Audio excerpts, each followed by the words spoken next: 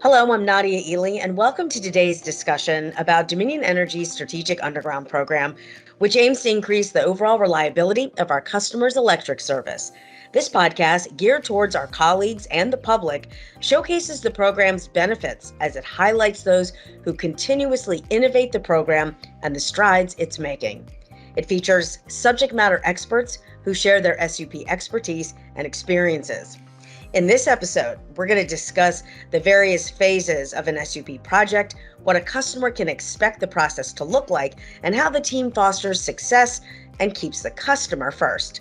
Additionally, we'll also touch on how our team has learned to rely on innovation to keep these projects going amid a pandemic and supply chain issues. Discussing this today are SUP Project Manager Amanda Ramkvist and SUP Marketing and Communications Coordinator Andrew Clark. Thank you so much for being with me today. So Amanda, I'm going to go ahead and start with you and ask if you could briefly walk me through the 6 phases of an SUP project. Of course. Thanks, Nadia, and thanks for having me today. There are, as you mentioned, 6 stages to every strategic underground project. The first stage is evaluation. We review 10 years of outage data to determine the most outage-prone overhead lines. The data points us in the right direction to begin creating projects. When we create projects, we make site visits to determine the feasibility of replacing the overhead lines and a possible route for the new underground lines. Once the new underground route has been determined, we move on to the third stage, which is obtaining easements. We partner with all property owners along the proposed route to obtain easements. Our project and our program thrives on homeowner partnership. So during this stage, we meet with each and every property owner individually to explain our program and how the project will impact them.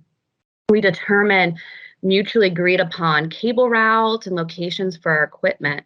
Participation in our projects is completely voluntary, so our customers' partnership is what makes the program so successful. Once we have all the necessary easements to move forward, we can move into pre-construction activities.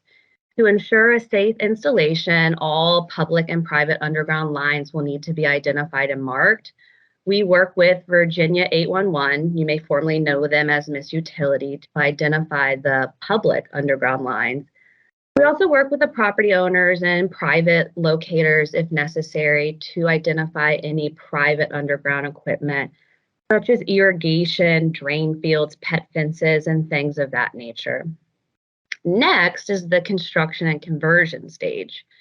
During the construction process, we are not only installing the underground cables, but we are also installing our pad-mounted equipment, such as transformers and pedestals. We use a trenchless technology called directional drilling to reduce the impact to our customers' properties. We do dig small safety inspection holes along the route to ensure that the cable is being installed safely and correctly. And we will also need to dig holes at equipment locations, but those holes are backfilled and restored with grass seed. After all the underground facilities are installed, we will convert the power from overhead to underground.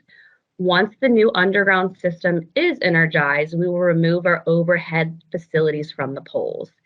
And last but not least is our final stage, which is property restoration. This final stage is one that we take very seriously. Our work is not complete till we have restored all properties to a similar condition as to what they were prior to construction. So Amanda, thanks for walking me through all of that. I've heard it so many times, but every time I hear it, it's a good refresher and a real reminder of how much does go into each and every project. Thank you so much. In our last podcast with Vice President Wendy Wellener, we discussed how the supply chain issues have allowed our company to become more innovative and collaborative in our approach to solving problems and providing our customers with the best service possible.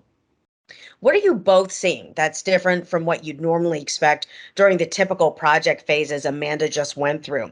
Have you seen improvements, challenges? What changes have you had to make along the way to accommodate? Andrew, I'm going to start with you.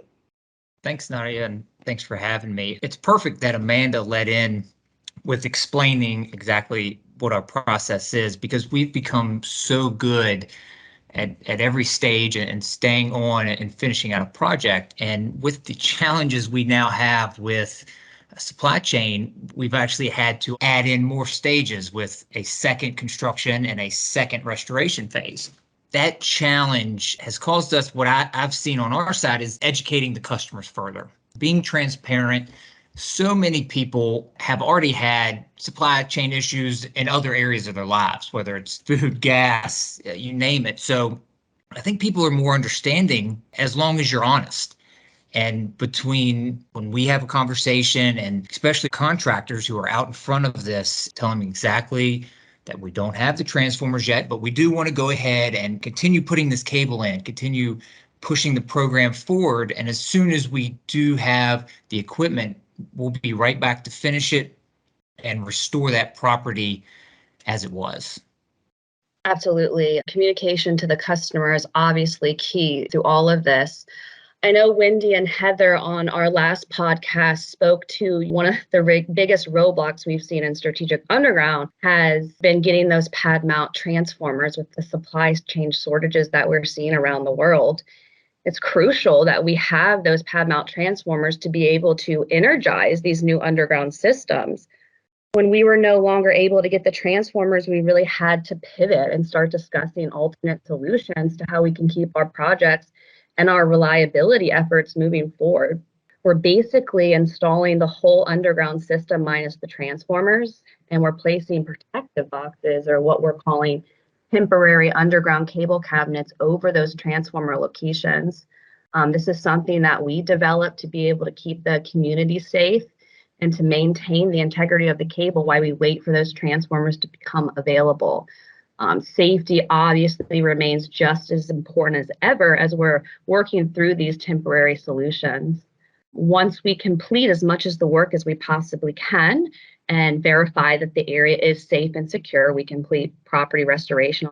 Once the transformers do become available, we will obviously remove those temporary underground cable cabinets, install the transformers, finish making all our underground connections, energize the new underground system, remove our overhead facilities from the pole, and then once again restore everyone's property to a similar condition to what it was prior to construction.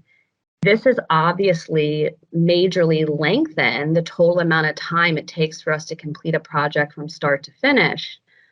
But as Andrew said, we are keeping our customers well informed of what is going on and why. Transparency is key, and our customers have been very understanding to how we have had to adapt during these times. Great answers from both of you, and it just shows how much innovation really plays a crucial part in the entire strategic underground program and how we continue to foster it. Thank you both. Andrew, you talked about how communication is such a huge part of SUP.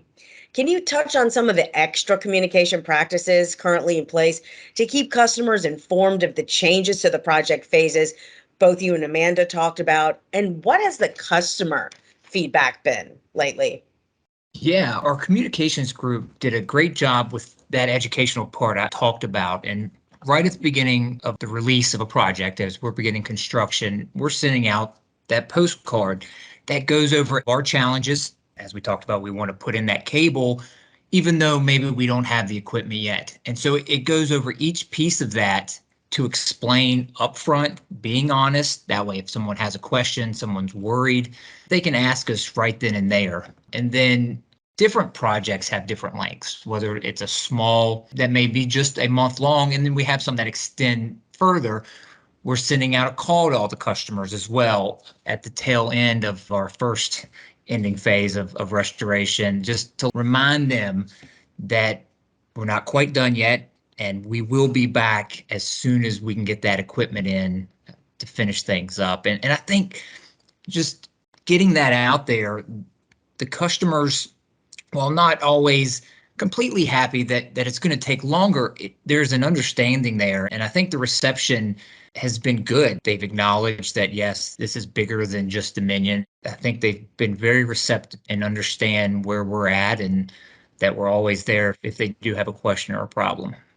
Andrew, you made such great points and really drove home how important that communication piece is to our customers. And I know that they really appreciate how much we've been working to keep them involved. Amanda, do you have anything else to add to that?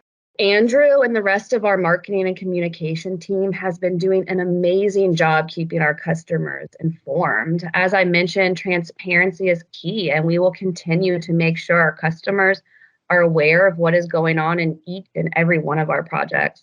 It's their partnership that makes our program so successful, and we just greatly appreciate their continued partnership and their patience during these challenging times. At this time, I'd like to thank Andrew Clark and Amanda Ramkvist for their expertise and their participation today. Learn more about the Strategic Underground program at dominionenergy.com/underground. Thanks for listening and be on the lookout for future episodes. I'm Nadia Ely.